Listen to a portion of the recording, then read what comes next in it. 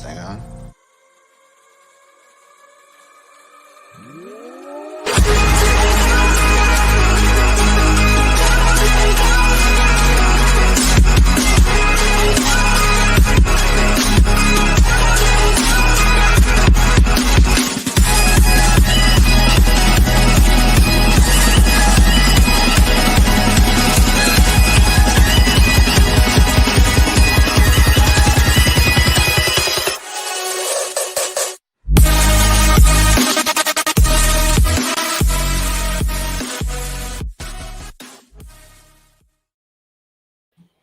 What is up, everybody? Welcome into another episode of The Cut. I am your host, Christian Williams, and I am here with Randy Hall. Randy, how are you, man? Doing pretty good, man. Just dealing with this massive snowstorm that we got struck with, and then kind of a long interview day again. So second round for one job. So thankfully it all went well, but I'm very tired right now. Yeah. Big interview. Here we are. You just enjoy it just feels like it, I haven't gotten to catch up on Senior Bowl stuff today, honestly, because of it. I've got a little out of it. I've got a lot of takes. I've been arguing I'm sure. on Twitter, as usual, but Senior Bowl was awesome. We'll have some of that content coming to you next week on Wednesday, remember. But tonight we are here to talk about the Friday Fix, and this week we're doing the Detroit Lions. The Lions are in a very strange spot because it feels as though they're building something really good and they've got the foundation, and we're going to get into all of that. We'll talk through the general manager and the coaching hire from last year, and then the state of the team, the current cap situation, including some key free agents, offseason moves, and then we're also going to do a 5-round mock draft, which is our favorite part. Which, of course, everyone knows that. Everyone knows that's our favorite part. So let's get right into it. First things first, Brad Holmes, the first-year GM last year. But Randy, do you want to talk about his background a little bit? Yeah, he got hired beginning of last June or January, not June, I believe. And before that, it's stuff we covered last year for this one, but he spent 18 years in the Rams scouting in the front office. Did a lot with college scouting more than just NFL player scouting. And that's basically all of his background, was just scouting for the Rams, which besides quarterback, I would say they've done a pretty good job over the last decade and a half, at least, with him having some input. So good sign there. And then last year in free agency, I think we both really liked what they did, which was bring in a bunch of veterans on like 1 and 2 year prove it deals. So they're not tied to them for really the full extent of the rebuild, but it gives them some life and allows them to figure out what their plans could be in the future. Only a couple really panned out. I would say Charles Harris worked, Anzalone worked, Khalif Raymond definitely worked, and Jamal Williams definitely worked. However, we'll get into him a little bit later, but the biggest thing I think we both applaud him for was drafting talent and value last year. I think he, for at least the first 7 picks he made, I believe this is the only ones I may have missed a late 7th rounder, but started off with Penei Sewell, which for us was the best lineman, and he worked out clearly. Levi Wallace and Ali McNeil, back-to-back D linemen, have really shored up that D line for the future. They both struggled at times to get on the field, but I think they are building blocks of the future. Afitu Melifonwu is just another really talented young body to throw into that cornerback room, with only one really breaking out yet, but they've had a ton of injuries there. So I think it's a position they keep throwing young studs at and hope for the best. Hopefully you get 2 or 3 really good ones, just like the Browns have. And then you follow it up with what most people, I would assume at this point, seem as the best value pick in Amon-Ra St. Brown, who really exploded down the stretch to be a wide receiver 2 in fantasy. And then for me, Derek Barnes and Jamar Jefferson later were good value depth pieces that honestly, I think Jamar Jefferson and a couple other running backs that they have on this team may be a reason that Jamal Williams gets cut to save a little bit of room, but this was a really good draft class and a lot to build on. Yeah. So I did want to mention, I don't have them with respect to the rest of the rookie class, but for specifically the Detroit Lions, they had 3 rookies within their top 10 highest graded players on offense alone. Yeah. I'm not looking at their defense right now, but Amon-Ra St. Brown, Penei Sewell were 2 and 3 behind just Frank Ragnow, and then Jamar Jefferson came in at number 10 on their entire offense, which was 46 players got graded. So very, Yeah. very good to identify like those kinds of rookies that can be immediate impact, especially where they got 2 of those 3 players, you know? Yeah. I think they've carved out strengths to build on for the future. I would say their offensive line with maybe improving one spot here and there, I think is pretty solid. The defensive line, besides edge presence, I think they have good veteran presence, but actual like sack production isn't there right now. But there's young studs there. The linebacking core leaves a lot to desire, but the cornerback room has a lot of young guys in it. The safety room's almost non-existent. Wide receiver core, I think you got one guy maybe, but you have your running backs. I think are solid with or without Williams. You have a top 5 tight end. There's stuff to build on, and arguably, I think besides the Super Bowl years, might have been the second or third best year of Jared Goff's career. I think some of the most passion I've seen him play with, like or grit, I guess. They were a gritty, Football guy. hard fought team. Yeah, they really were. And I think that speaks to our next person that we're about to talk about. But Dan Campbell really lit a fire under everyone's asses Bit of a last year. meme to start his career, but Yeah, they were out there biting kneecaps, but we all made fun of that, and that's exactly what they did every single week. They went out there and they fought really, really hard. They clearly went out, and I don't know that they were fighting for him or if they were just they knew that they were going to be bad, but they were going to give it their all every week. I think there's something to say about that. Dan Campbell did a good job in inspiring those guys. But the question here is Dan Campbell the future head coach of this team once they kind of get all the pieces in place? for me, I mean, he's got a ton of experience in the NFL, and I think he is a guy that definitely needs really good coordinators with him. I'm not sure that he really has that right now, but I think No. he's done a good job of at least starting to build the culture towards at least a competitive organization, maybe not necessarily winning one, but they're on the right path, in my opinion. I'm sure yours as well. It's one of those things like I think they made a leap from the year before.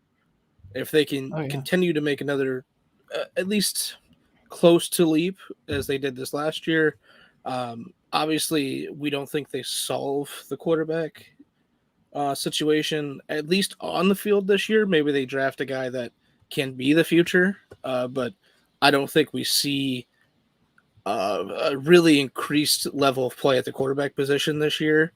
But if they can get better everywhere else and get maybe a hope for the future of that position, I think he could keep his job. They just need to keep improving. Yeah. I will say, going back to Holmes, I probably should ask the question when we were talking about him, but do you think that quarterback blind spot is going to be a problem moving forward? It may be, but I mean, going back 18 years, so 19 years now for the Rams. So they drafted Jared Goff, obviously, and then drafted what? Bradford. Yeah. Besides that, who else did you really draft? No. Like in Bradford, I mean, I think that's more of a league miss than him a miss.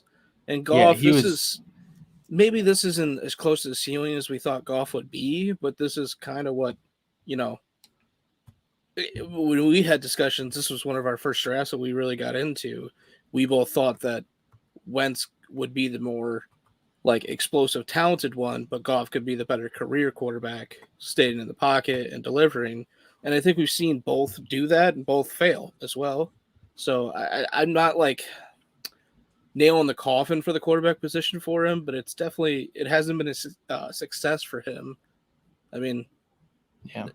I would say Stafford, as of right now, is the second best Rams quarterback I can think of, and the other one was a Hall of league Famer. dropout. That Yeah. became an MVP, and then basically a league dropout, and then an MVP. And Kurt Warner's career is a movie for a reason. I'm just saying. Sure is. Yeah, and I just verified those were the only two quarterbacks that he drafted, and Yeah. I kind of agree with the sentiment that Sam Bradford was a league-wide miss. Everyone was raving about the kid, and he had his moments. They just Yeah. didn't happen to be for the Rams. But Dan Campbell, I think what is going to happen, and we'll get into it, is that quarterback position, like you said, is not fixed. I think Brad Holmes does like Jared Goff, though, and I think that could be a problem. I think maybe Dan Campbell ends up the fall guy and they keep Jared Goff around and then they just continue to be bad. But it feels like a losing strategy. So, Yeah, I mean, there's no question that Goff is going to be their starting quarterback going into the season. Even if, honestly, even if they for some reason took a quarterback at 2, I think that still would be the case. With whoever that would be having to beat out Goff, obviously in the early going, especially with Campbell at coach, and he's definitely a guy that's going to breed competition for starting spots. So I think both of us are more in the opinion that they would get one, maybe the next 2 picks or so, not the number 2 pick, or maybe if they traded down from 2, they could get one then. Um, but again, I think that guy doesn't play at least the first half of the year, and that's if Goff is playing terribly. If Goff is playing what he showed, there was a few games where these guys were just terrible, but Goff, he wasn't incredible, but he did better than a lot of quarterbacks some week. yeah. I think he's going to do enough to keep the rookie off the field until the season's bleak, maybe. Yeah. Yeah. And we'll see. But let's move on to what they actually did on the field because we can talk all we want about how Dan Campbell makes them play inspired, but the results weren't good. 29th in team DVOA, 29th on offense, and 29th on defense, and really consistently bad. There wasn't anything that stood out. Their best DVOA clip was their rush DVOA on offense at 26th, but a lot of that could be tied to Anthony Lynn running that offense and being really good with running backs, and Anthony Lynn is now gone. So, nothing. Their best clip actually might decline this year. I don't think it will, but No, I don't think it will. And they dealt with a lot of injuries as well on both sides of the ball, but a ton on offensive skill position. So, I think it was just. We saw guys like Khalif Raymond, who hasn't done anything in his career, become something for a bit, and then someone else take over, and then Reynolds took over, and then Amon-Ra just completely took over. There was different levels and competition of this team. I think if they can carve out ideal targets, it'll be better for the future. yeah, I will say too. Bright spots: DeAndre Swift, Amon-Ra St. Brown. The offensive line was really good, really all year. It was just like you said, those skill positions weren't good. Then on the other side of the ball, their defensive line also suffered a lot of injuries, and so their secondary lost Jeffrey Okudah for the second year in a row. He's a top 3 pick, and he really hasn't been able to get on the field. And having a lockdown CB1 is crucial. And so I don't know that we even saw what their potential could be last year. Even if the potential wasn't really super high, there were some bright spots, which is good. It's good to have bright spots on a fairly bad team, right?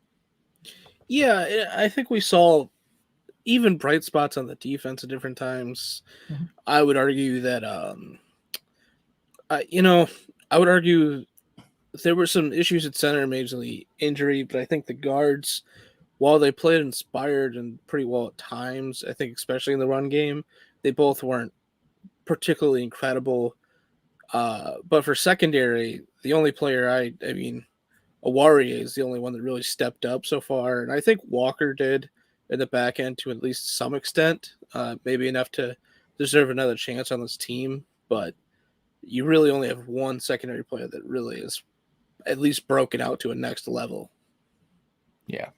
Yeah, and they signed Romeo Okwara to a major extension last year, and then he got hurt after 4 games. Like, these are the things that, if you're trying to be even a 500 team with that roster, it's impossible when you face injuries. So, Yeah. still a lot of work to do, but it's a good segue. I am on the transitions tonight, but current cap and free agents. So the Lions enter 2022 with the 13th most cap space. Um, their top 51 is $30,306,663, according to that website. Spotrac. That Spotrac, Spotrac. No one knows what to call it, but lot of key free agents. So Randy, why don't you talk through the free agents? Yeah, so I highlighted some people I thought were the more key free agents for them. That'd be Tracy Walker, who I just talked about, Khalif Raymond, Alex Anzalone, Josh Reynolds, Charles Harris, and Jalen Reeves-Maybin. I think they all kind of stepped up at different times of the year, but on top of that, more 1 and 2 year deals that they signed. Sean, Deion Hamilton, Tyrell Crosby, Joel Heath, Dean Marlowe, Kadero Hodge, Nicholas Williams, Tim Boyle, Shane Zlystra, I believe that's how it's pronounced. And then they have a few more restricted free agents, not guys I think, except maybe Jason Kabidna, that I think will really get that much looks in free agency or restricted free agency. So I don't think they're really at risk to lose them, but I don't think any of them are really that important either. So Yeah, I mean those are depth pieces that yeah. really don't matter a whole lot. So I knowing that like this is one of the worst teams, but the 13th most cap space, you have to assume that there are going to be some cap casualties. Randy, who are some guys that they might be able to cut? Yeah, it's a weird team because they're not, again, they're not heavily invested into a lot of people, but they also somehow, mainly because of the golf contract, they don't have this exuberant amount of money to pump into the team. But starting off with Trinity Benson, it's not even a million, it's 825K, but he's really just taking up at this point a roster spot. Maybe you want to keep that going into the season, but if they need just a little bit of cap to get a signing in, he's going to be one that's gone. I brought up Jamal Williams. You get 2.75 million in savings with cutting him. Really, this is just, he was fantastic this year, especially in the leading role when Swift was out, but I think he was the perfect spell bag with Swift. However, he also got banged up, and it allowed them to see 3 other running backs run pretty well behind this line, all really cheap and young. So I think for that reason, if they need that 2.75 mil, I think he's gone. Michael Brocker's post June 1st designation would be 3 million. He really didn't do anything. He would just be a depth veteran piece for you. Trey Flowers, another guy that got injured. You save 10.4 million with cutting him, and post June you get 16 million. However, he is, I would argue, the most liked player in the locker room. He's like their leader. He's their glue, is what they usually call him. So while this is the smartest cap casualty, uh, I don't think it happens. So I think we have to plan accordingly with some signing and maybe get some cheaper deals here and there with other people. Um, because while he isn't like a sack monster, he is really good at getting pressure when he's healthy. And if he's that much of a locker room leader, it's going to be tough for me to see this GM coach combo cut this guy, even though 16 million is going to be that bring in a top end guy. So that'll be tough to turn down, unfortunately. And then finally, Big V, uh, he moved into guard with the draft of Penei Sewell this year. He did really well in run blocking next to Penei Sewell. He is still a hazard in the passing game, and you get 7 million in savings, and you just get out of his contract, which is a shit contract. For me, I don't think they cut him unless they're zeroing in on a guard really early in the draft. So while I do think it's a smart cut, I think they more than likely keep him as well and maybe get an interior alignment later in the class to try and possibly look at this as a future cut, or Yeah. because it's not a really good guard free agency class. It's not a spectacular guard draft class necessarily. It's kind of really top heavy with some developmental pieces. So just personally, I think those are the only ones I could really think. I mean, there's a couple that probably saved you like 500K, but who gives a shit? Yeah. Honestly. Well, and the only one that I would push back on would be Big V. I mean, he played well enough and he Yeah. was reliable. And I think he is a replacement level guard, but at this point, like they kind of know what they are going into 2022, I would imagine. I would hope that they expect, 2 to 3 more wins. And that's a realistic expectation with how well Brad Holmes drafts. We'll see how it goes, but I think just keeping him around for one more year, and like you said, maybe drafting a guy a little later and then developing him, or just looking at other options in free agency after 2022 might be the better route. But Yep. a lot of money to be had.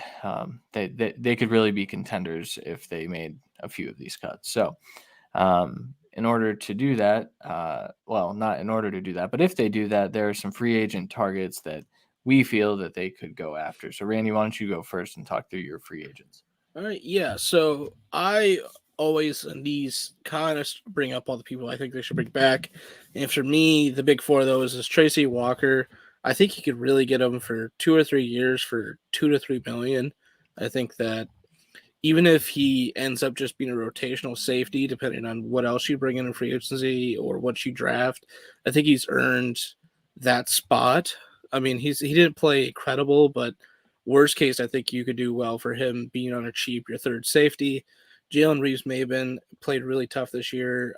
2 years, 2 million per. Again, it's just another cheap short-term contract in here. Charles Harris, I don't think he'll re-sign for another 1 year deal thing. So I have it here 3 years, 8 per. I think you could probably get that talk down just because of where he would fall, in my opinion, in the ranking of his position. And then Alex Anzalone, again, it's just another guy that is always in the place, and this linebacking core is not good. So just making sure to keep a veteran presence in there for another couple years for about 4 million per season, I think, is a smart decision to help build and have at least a veteran presence as you get more young talent at the linebacker position. And then I went swinging. So I think the biggest fish clearly is Marcus Williams at safety. 4 year, he's looking at anywhere from 12 to 15 million. I put this at like 14 to 15 million per year. Those safeties really, I wasn't all impressed with Harris and like Walker to an extent. I think you really need a top end guy there, and I think he just is. Honestly, I think he's the best free safety on the market. So if you could land him and continue to build culture here, I think it's a smart move.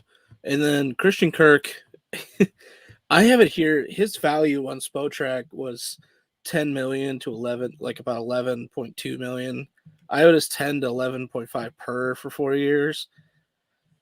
Looking back on it, with how this wide receiver class the last couple of years in free agency has gone, I think he could really end up going for 7 to 8.5 million, 7 to 9 million.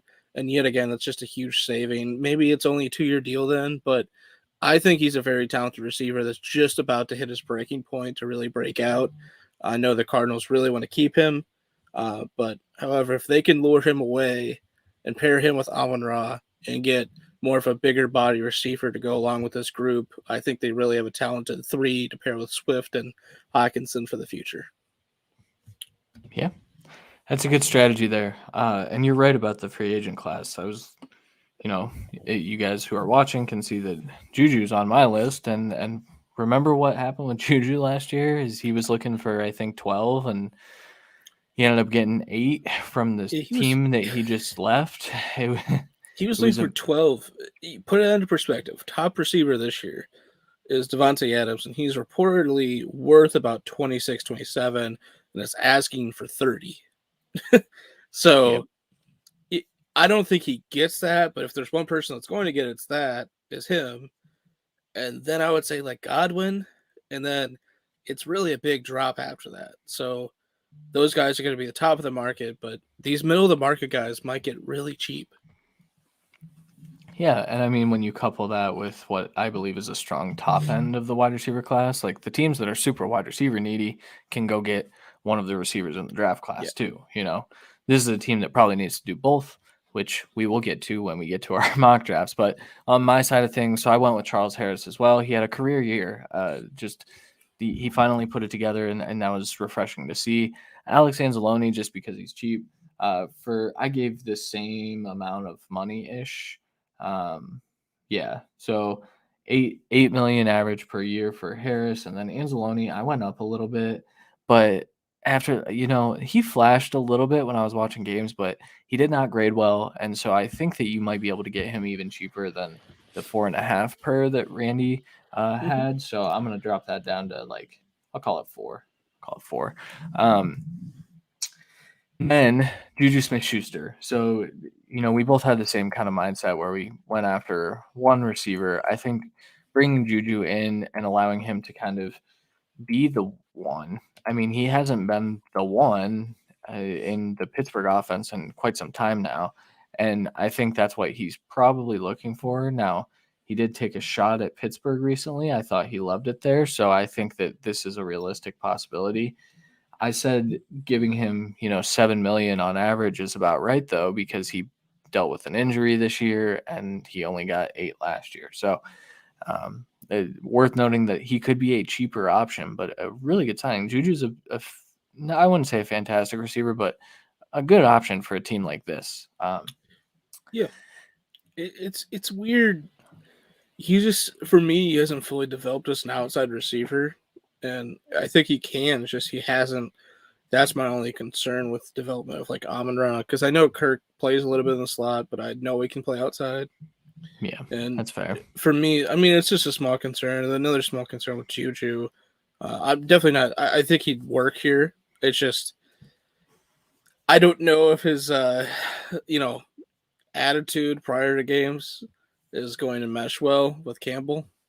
Yeah, that's I probably fair, but I I, don't I know. think it Campbell's would like a work. player's coach too, so It he is, might be it's down with weird. that. I really don't know how to feel with it. So Yeah.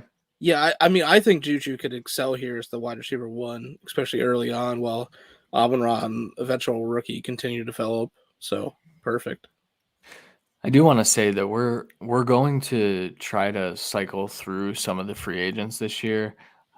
I wanted to give them Michael Gallup, but I think that I have a better answer for Michael Gallup, and Yeah, we'll get to that in a few weeks probably. I don't know when we'll get to it, but all right, eventually. moving on. Jabril Peppers, I think to add to the safety room makes some sense. I think there's a chance that Peppers wants to return to the Giants. I think there's also a chance that the Giants don't want to have him return because they had really good safety play across the board last year with Logan Ryan and Xavier McKinney.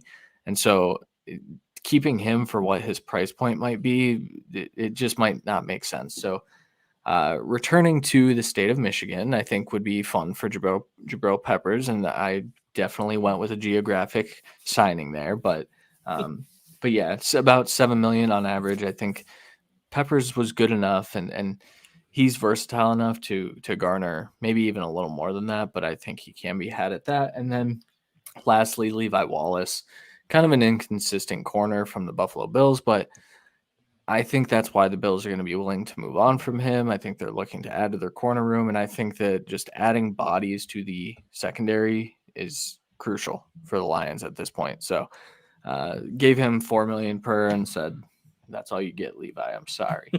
Um, Yeah, so yeah, I think this is why our drafting went a little bit different. I think Jabril is a great sign for them, and the versatility is huge because it does not hinder them from taking one of these safeties early, which is pretty much the only time they're going to matter in this draft. Unfortunately, um, I think past the fourth and fifth round, no one's going to even know a safety name, unfortunately. So for me, I think it's a smart move, and he could help that linebacking room immensely early because it doesn't have speed. It doesn't.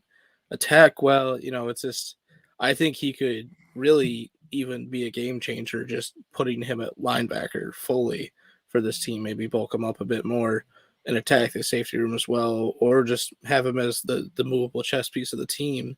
I think it's a great signing. It's a cheaper signing than Williams.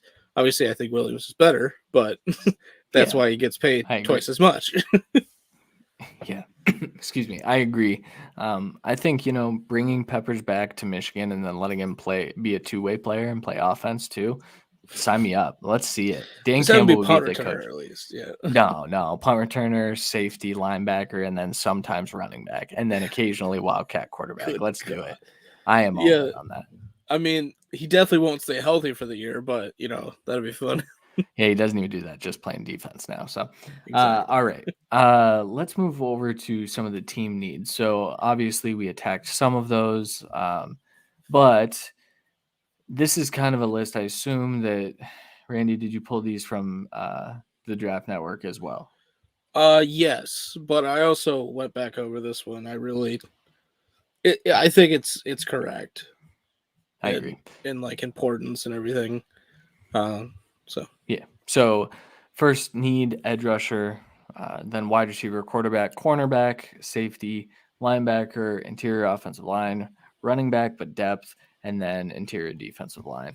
If I had to separate these into like primary needs and secondary needs, I would probably put the cutoff for primary after the first five, six, and then it's because I think linebackers are a primary need, but it's also not a premium position, so I guess we could call it after the first five. Then linebacker and interior offensive line would be like the secondary needs, and then tertiary I think would be the running back and interior defensive line, because I think both of those are just depth. I did have it switched with safety and quarterback switched, and then I realized what both of us were doing with the free agent edition, so I switched it back. Because I mean, if you bring back Walker, even the safety position I think drops a bit, and if you bring in a free agent, it drops even more. But then you need to get younger to eventually take over the position. So yeah, ultimately I think they could use 3 safeties. I think they could use 4 corners, and that's where this roster kind of is. They have a ton of young corners. It's just only one has amounted to anything. And I mean, worst case here, they all get back, they all produce, and you have this ungodly Ravens level a couple of years ago cornerback room that you don't have to pay Owarie when the time comes, or you don't have to pay, Okuda, or you can trade away Levi Wallace, or I think it's smart to just plug as much into the secondary as possible, because it's by far the weakest part of your secondary, or the secondary is the weakest part of the defense. Yeah, I did want to mention too. So Afatu Melifonwu was one of our favorites, and then he started to fall in the draft last year. He actually graded as their second best corner last year. Now he didn't grade well, but he at least flashed. So that's exciting when your young players do that. I still think an infusing of talent would be a good idea. I think just BPA would be a good idea, which brings us to our 5-round mock draft. So I'm going to let Randy go first. Randy, take it away. All right. Let's keep it plain and simple at the 1 or 2. This was a little bit of what I think is going to be there, as well as doing a couple mock drafts and just going off of those as well.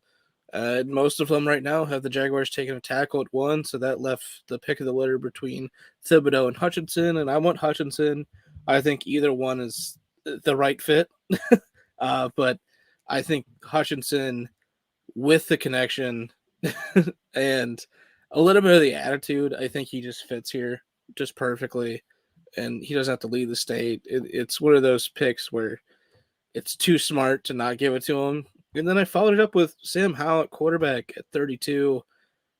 Man, it's a guy that shouldn't be here at 32, I think, at draft day. But as of now, rightfully so, mock drafts are not putting in all the quarterbacks in the first round. I think we both agree that while we won't grade them as first round talents necessarily, there's going to be at least 3, if not 5 quarterbacks drafted in the first round.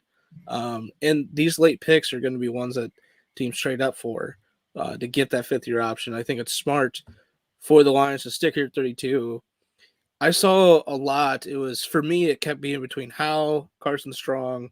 There was one time Kenny Pickett, and I just looked past it. And then Malik Willis. Malik Willis is getting a ton of hype and a ton of attention. So I left that off, as in he would be gone. Corral was always gone as well. So I think people are starting to get more on hands with him, that he's going to be fully healthy and capable. And for me, I think you just left Howe as the best quarterback there. I think Strong perfectly would fit into this offense and kind of be like a little bit of a replacement, a lesser one, obviously, to Stafford, just for what that offense once was with the big arm. But Howe has a very strong arm and can hit every throw, so I think he fits, and he's got a little bit of juice with his legs as well. So this could be an exciting offense with him in the future.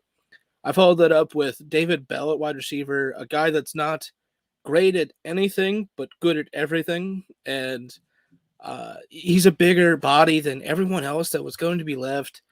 I saw Drake London here a couple times.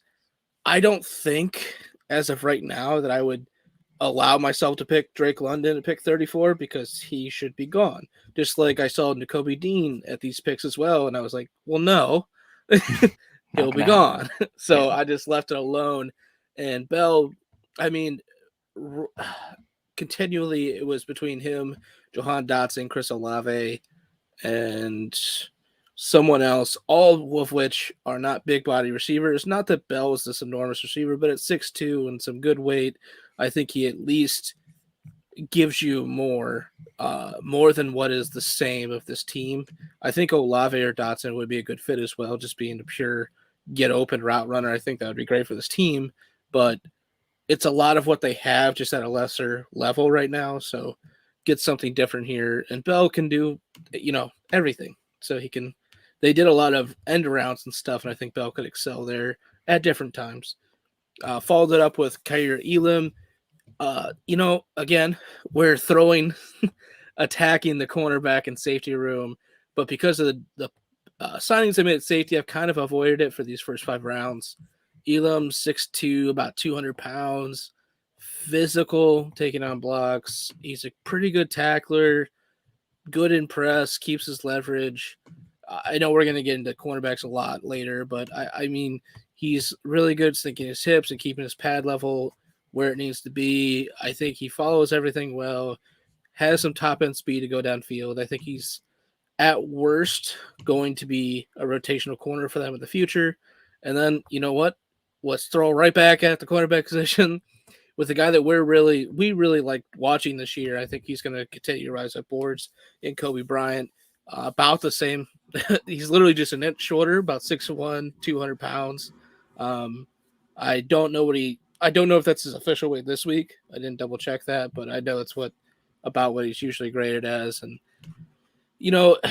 he's got good mobility for his length and size. Again, sinks hips well and can shatter really well. I really like his break ability on the short and jumping routes. And he's got better ball skills than Elam, but, not as big. I don't think he's as fast, but he's a competitor. So for me, I think it's just a good depth corner position for you. And then finally at the actual 5th round pick here, because I believe 97 is a 3rd round pick, and I typed it wrong in the original doc. Sorry about that. But David Anin. I did not look up the pronunciation, unfortunately. Can't help you. But he is a versatile linebacker of Houston. I think he works best in like more of a 3-4, where he's projected to be a middling 4.6 40. So he's not like this ultra bursty guy, but 6'3", 250. He's got good length. For me, I envision him as this late in the draft, obviously, but because he's a little bit more of a 3-4 outside linebacker, he can give you additional help rotationally on the edge position, which is a position they continually need help because whether it's talent or injury, but I think this gives you a couple good edge prospects, obviously with Hutchinson being the star of the show here hopefully with Flowers for the future. And I think that's probably why Brockers is gone. So you get another guy to rotate in here. It's the type of edge rusher, outside linebacker that they've shown to like over the last few years. Yeah. And I do think he's got more than people give him credit for as a pure outside linebacker, not rushing. So I think that's just at least a good depth piece to a linebacking core that needs depth at worst. Yeah. No, I like this draft, man. I went in a different direction actually. In terms of Of course you did. you took a quarterback, and Mm-hmm. I didn't. I said, you know what, we're scrapping the quarterback position. I don't know if they're going to do this or not, but what I think their strategy has to be is they know they can't just turn this around. I think what their No, strategy should be, honestly, and I didn't do this because I, I didn't really feel like dealing with a trade, but I think what's going to happen is 32 or 34 will be used to, I think 32 maybe, will be used to just acquire more picks next year, and then they can use those picks to go move up and get the actual guy that they want, which is probably Bryce Young, if I'm being honest. Like, if you're looking at the two quarterback classes, you're definitely going to want 2023, in my opinion. So yeah, I think personally, I'm fine with the way you did this. I just think personally they draft a quarterback this year, whether that's in one of these top 3 picks or not.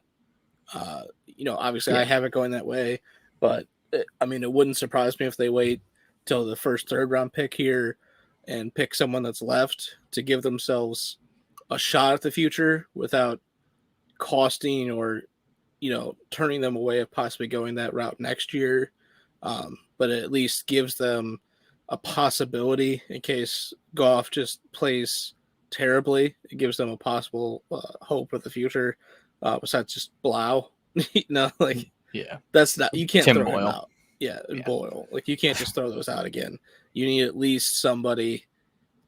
Somebody. yeah, that's fair. But I'll just talk through my mock here. So first, I've been mocking Aiden Hutchinson there because I do think there's a level of that makes sense. But I recently flipped on who my top edge rusher is, and it's Thibodeau for me. I think he's the bendier, I wouldn't say more athletic, but I would say more athletic to what the current NFL is, right? So Aiden Hutchinson, he often wins with power and he wins with his strong hands. And he's really nice in run support, but Thibodeau is too. He's a really smart player. And I'll be honest, I hadn't really looked back at his 2021 film as much before I had made some takes about Aiden Hutchinson being better. I don't think he is. I think Thibodeau he's got more bend. And I think ultimately, when their careers are over, they might be on par with each other. They're both phenomenal edge rushers. They are tied in my grade. I just would prefer Thibodeau. So that's kind of where I went there. And then with that 32nd overall pick, that's where Randy took the quarterback, and I decided to go a different route. Kyler Gordon, the corner from Washington.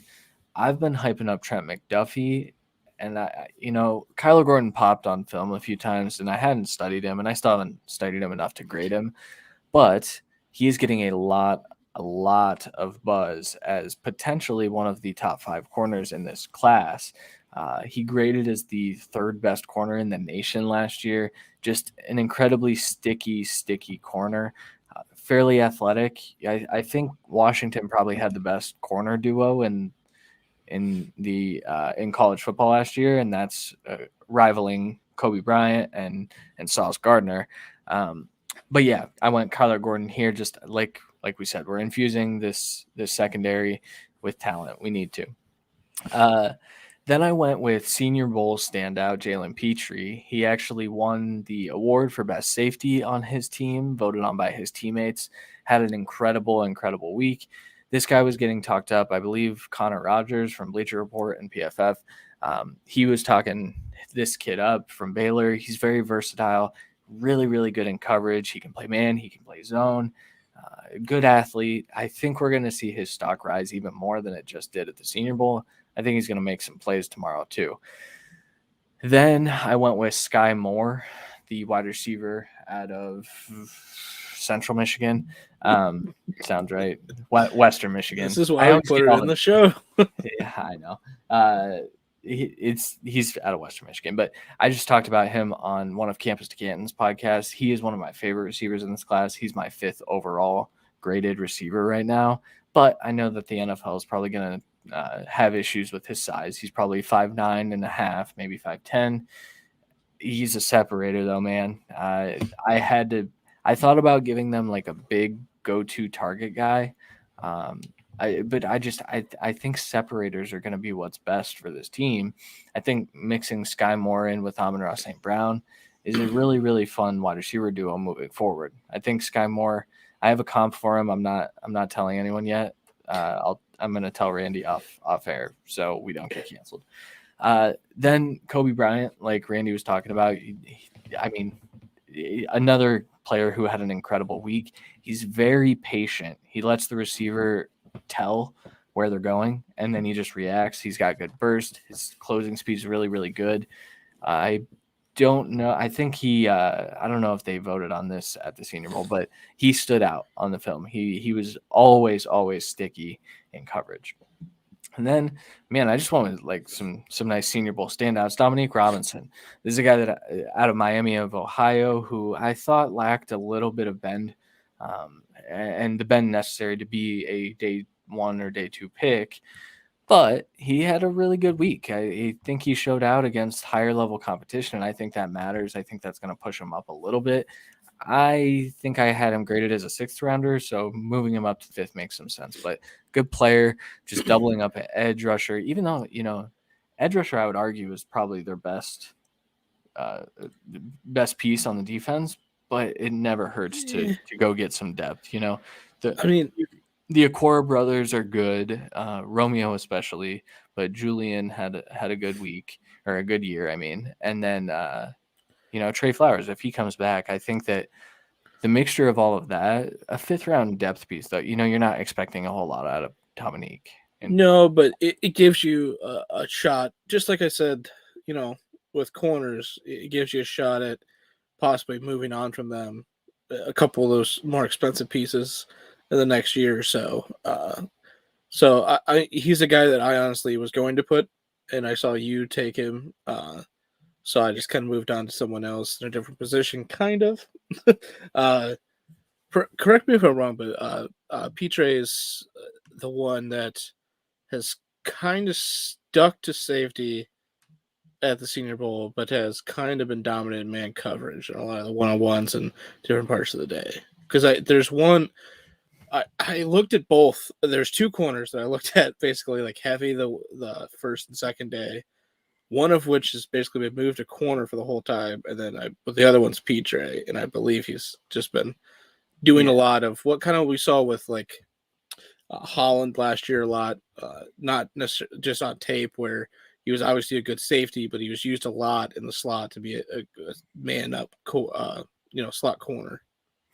Yes, you are correct. So Petrie, really, really good in man coverage, to the point that I think he's the one also. So in the interview portion, he talked about how the NFL is moving to a positionless deal, and he wants to show that he's as versatile as possible. It's a guy that I think could line up at linebacker, similar to what's the kid that went to the Jets that moved to linebacker late. I can't think of his name. Can't think of his name off the top of my head. But same. I don't watch the Jets, thankfully. Yeah, me neither. You said Jets safety, and I was like, Ashton Davis?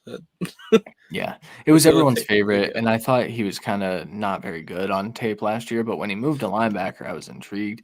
Petrie won't have to do that, but I think he has the versatility to do that and go match up in the slot. So, that's a day 2 safety, if not day 1. Well, it's huge, and the Lions, again, it's not like a division that has like these god tier tight ends, but obviously I think Komet and Irv Smith can make this next year like leap to be one of the top contenders at the position. Obviously I don't think they'll be top 5, but I think they can at least get up to the spot of like Fant, where their high value parts of the offense. So for me, I think it's smart to continually get safeties and linebackers that do well enough covering man up with those guys. So you can't just run zone all the time, and even if you do, tight ends usually can pick apart zone. So having a guy to man up there is smart, and I don't think they really have that on the roster. I think Peppers, like you have him coming in, I think he could do it, but he's also not that great in man coverage. I think getting a young guy here is smarter and letting everyone else do their own job.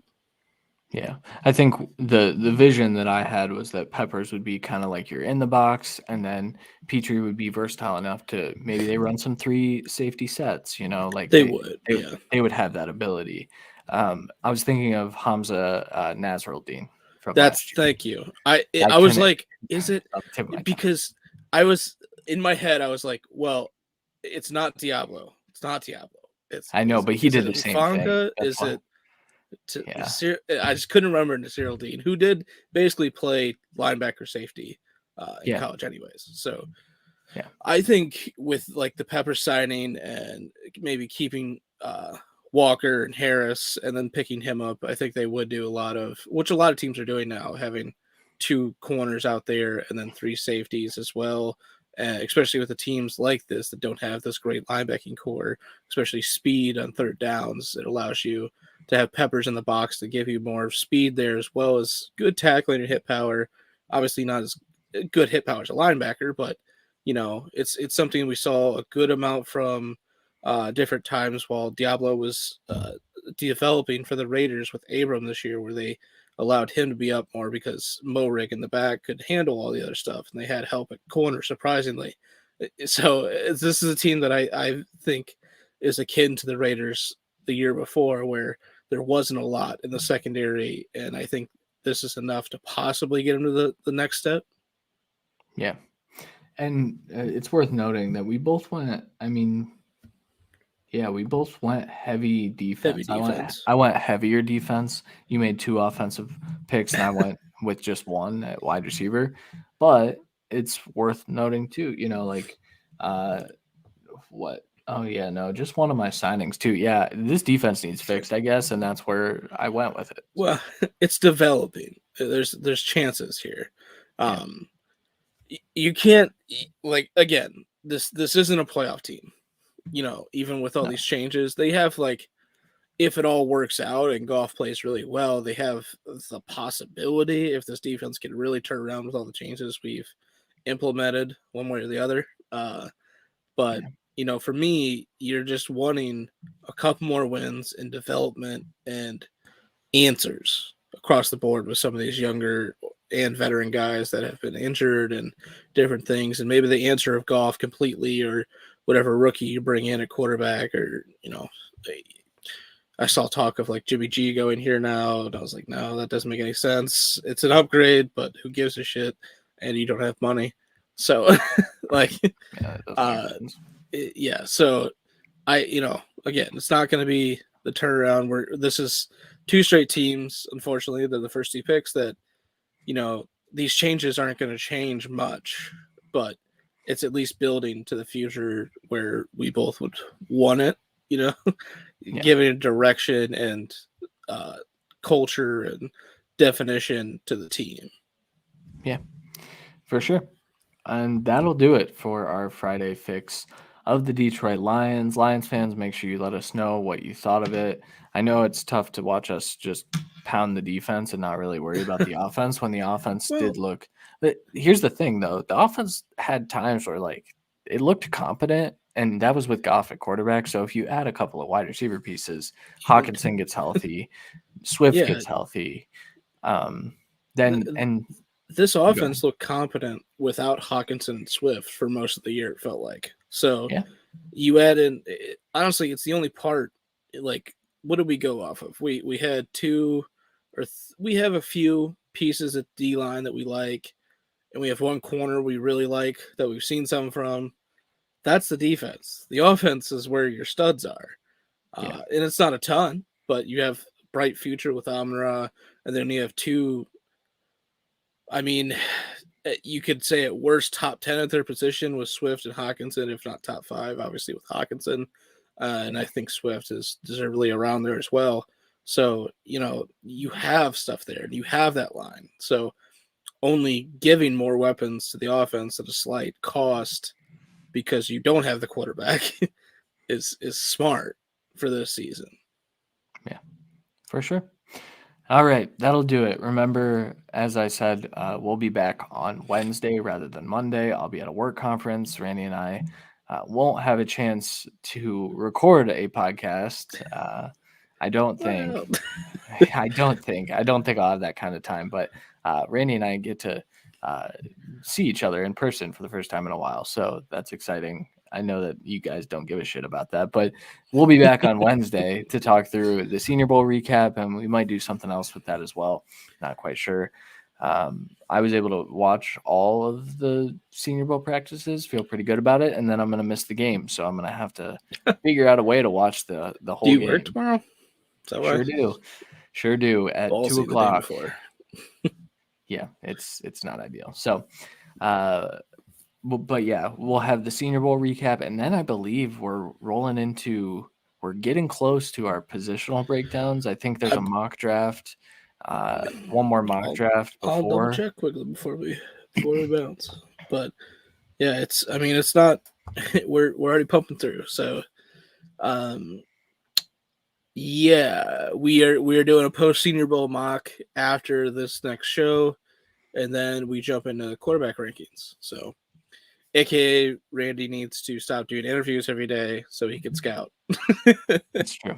Yeah, and the quarterback class is well, it's not good, but it's definitely divisive. So we'll have some. It's good, not great. There's no start day one. No. Be good or even have possibility to have good plays day one. Kind of like these are guys that if they start day one, which a couple are, they're going to struggle. Plain simple. We got spoiled last year, and we'll get to talk about that over the next few weeks. So we'll be back then. We'll also be back with the Friday Fix next week. I believe we're just going to keep rolling through the teams and do the Houston Texans. Sounds right? Possibly. We have had a couple people, a couple of our friends reach out and request their teams. I don't believe we have anyone for the Texans, so we might just do that one next week. So we don't have to set up a actual meeting time with anyone. But yeah, I don't think we have anyone for these first few. But I know when we get to obviously Browns, we have one, Broncos, Eagles, I believe Chargers, we have somebody. If we do Cowboys, I guarantee there's a couple people we could get. I know a couple off the top of my head that would be happy. If we do Patriots, I know there's someone we can get, so we'll see. Yeah, might be a fun time. But all right, guys, that'll do it for this episode. Make sure you guys subscribe to the podcast if you're listening to this there. And otherwise, we will talk to you guys next week. For Randy Hall, I'm Christian Williams. Later.